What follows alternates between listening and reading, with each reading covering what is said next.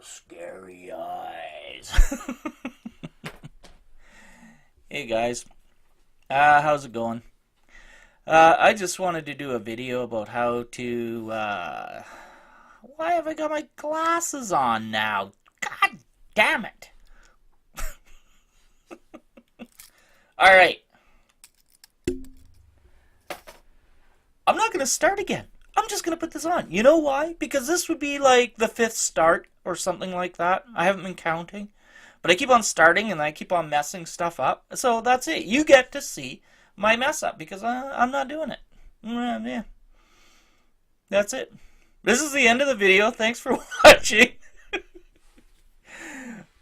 So see ya, and make sure you like and subscribe and all that horse shit. And oops, I can't swear, can I?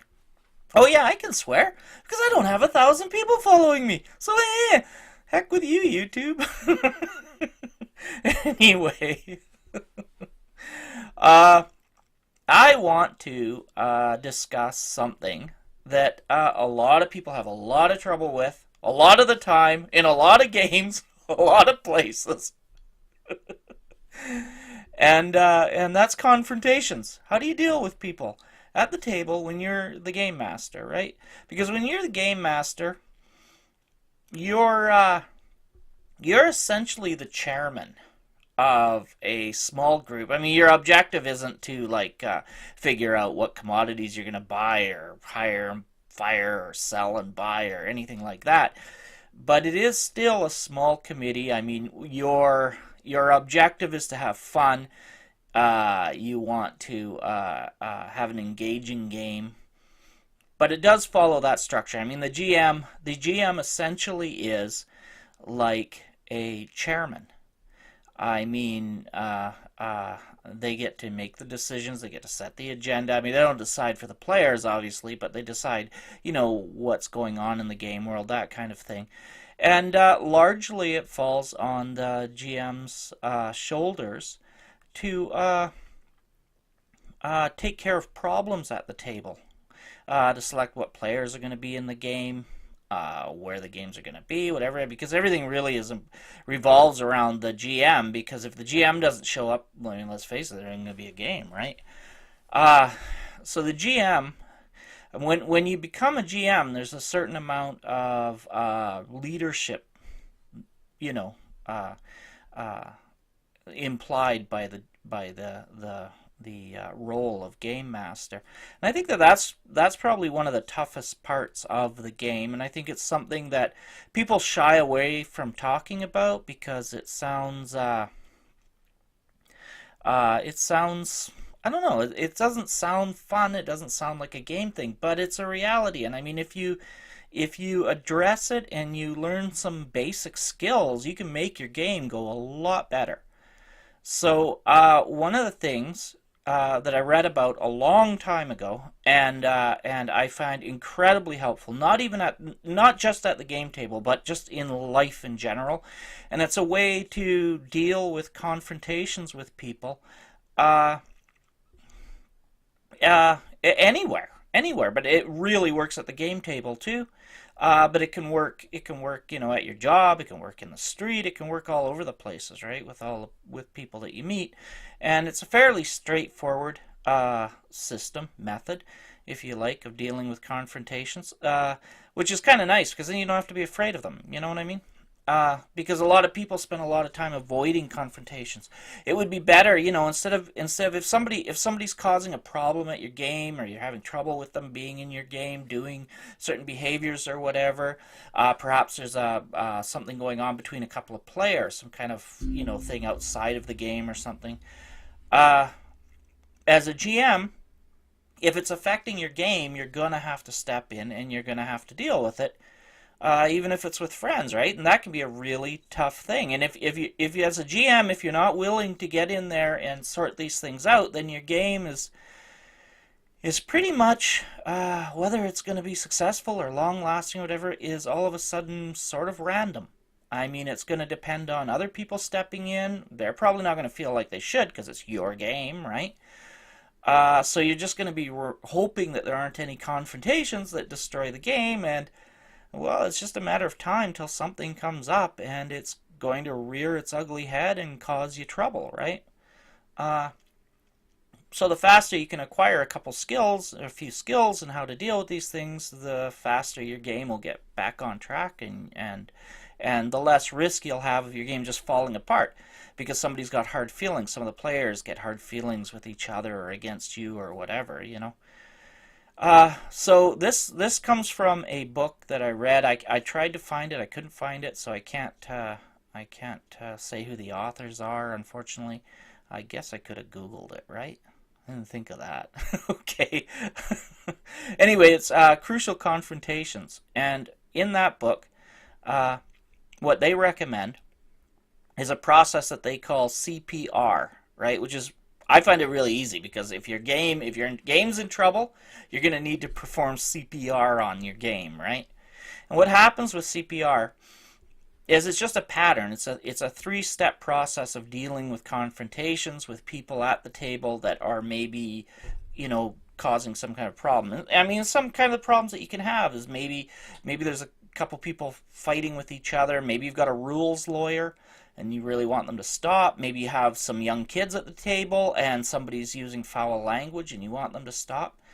So, I mean, the traditional way of dealing with confrontation, or not the traditional way, but the sort of the way that people do it is to confront it head on and expecting a result immediately from talking to the person right away. And nobody wants to talk to them right away, and you don't know how to proceed. And so this is a great sort of process of going about that. So the first one in the CPR is content, and then the P stands for pattern, and then the R stands for relationship.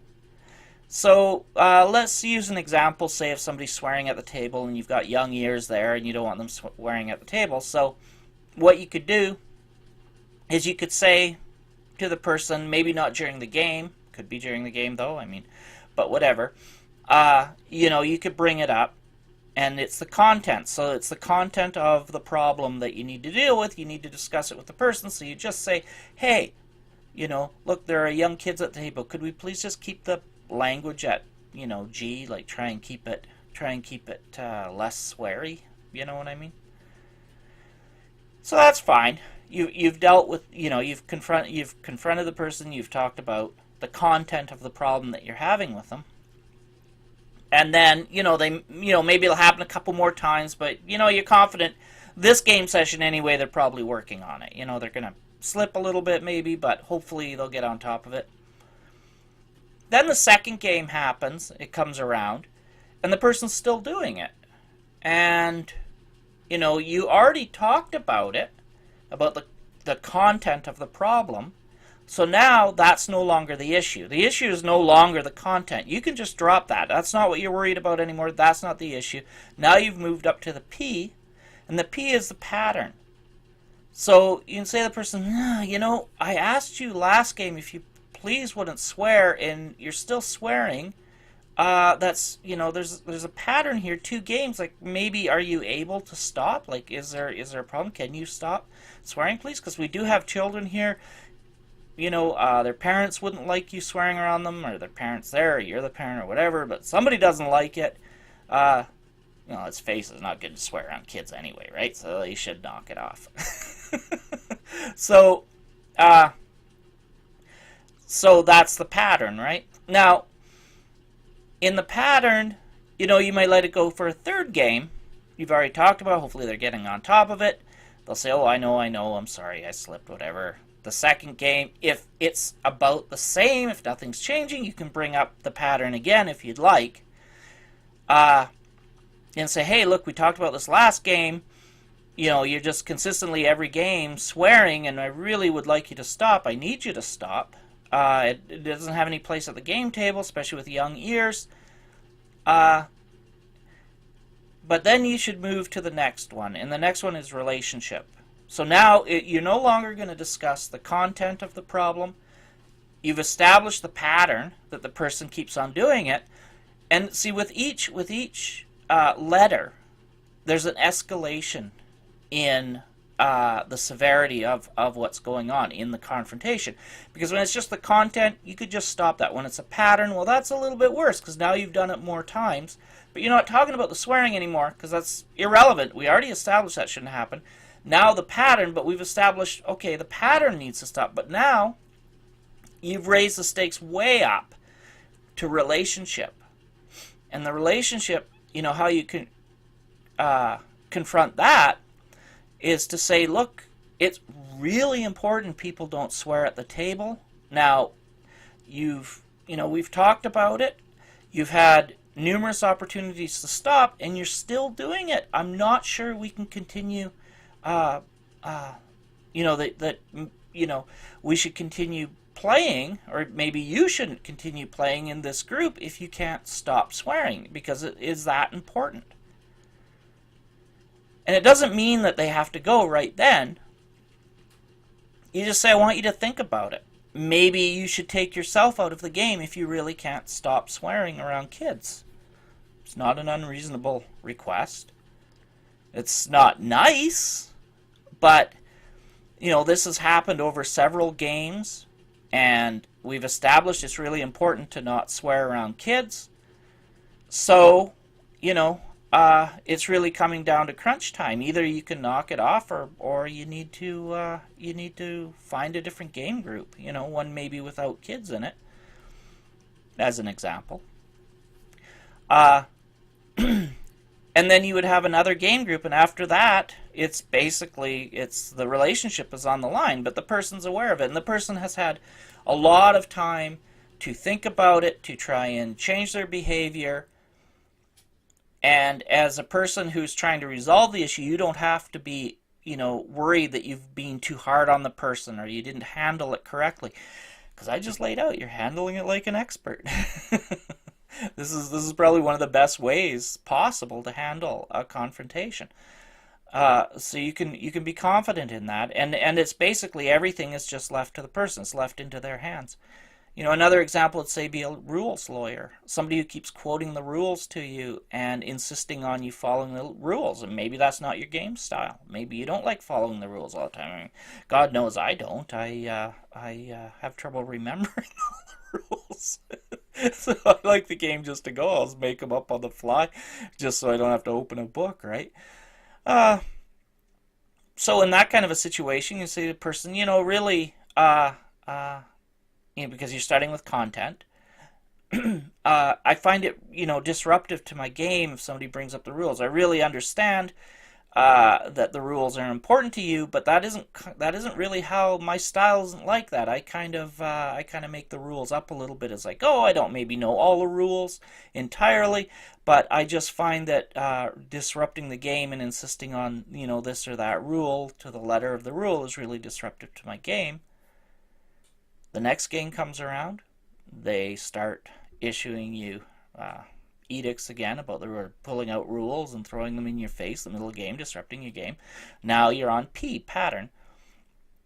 And you'd say, well, look, we talked about this last week and now you're doing it again. This pattern, you've got to stop doing this every game, bringing all this stuff up.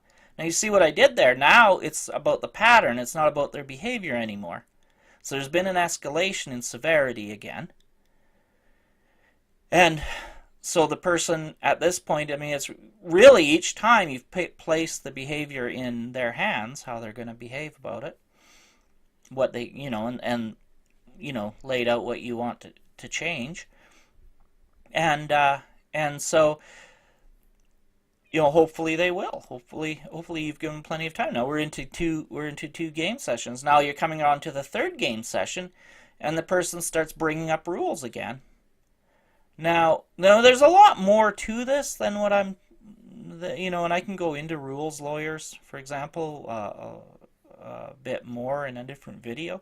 But this is concentrating on the confrontation, right? So you already talked about the pattern. They do it again in your third game. They're bringing up the rules again in your face, disrupting your game. Maybe undermining your authority as a GM, and you're having trouble running the game now because you're getting nervous. Players are starting to go, "Hey, yeah, that's right. What are you doing?" Your game can fall apart at that stage. So now it's basically you're at the R, CPR, you're at the R, you're at the relationship, and you need to talk to them about that. Maybe my gaming style isn't for you. Maybe this isn't the kind of game you want to be in. Maybe you need to find a different game. Because you don't, you seem to keep on bringing up these things, and you know that I don't want it. You know it disrupts my game. It makes it very hard to GM. So maybe it would be best if you found a different game group, right? Yeah. So anyway, that's what you do. It's content, pattern, relationships, and and I think that by you know jumping in there with both feet and confronting issues at the game table right away is a great way to prevent things from festering and blowing up later and destroying your game group. Because so many game groups will do that, where they're just going along tickety boo, and all of a sudden they just all fall apart. Nobody shows up anymore or something. And very often it's just because things have been left too long, and people have little grievances and little problems that they haven't been able to sort out. And you really want to prevent that from happening. You want your game to last as long as it can. You want everybody to have as much fun as possible. So I think it's really important to confront these things immediately, and just say, hey, hold on here. We got an issue. And then you go right into the content of it, and then into the pattern of it, and then into the relationship. And yeah, it's a gradual escalation. Each step is an escalation. It does move towards asking somebody to leave the group if they don't stop their behavior. Now, most of the time they're going to stop their behavior, right? But I mean, you have to think like that's another thing too. Is it's really good for the GM, because the GM has to think, okay, now wait a minute, this is going to escalate. What I'm about to do here is going to start escalating. So is this behavior that I'm upset about really so important that I would be willing to lose this player? And now there's another great way that this works, is because if it's not that important to you, then drop it, right? And you'll find a lot of things are not that important to you.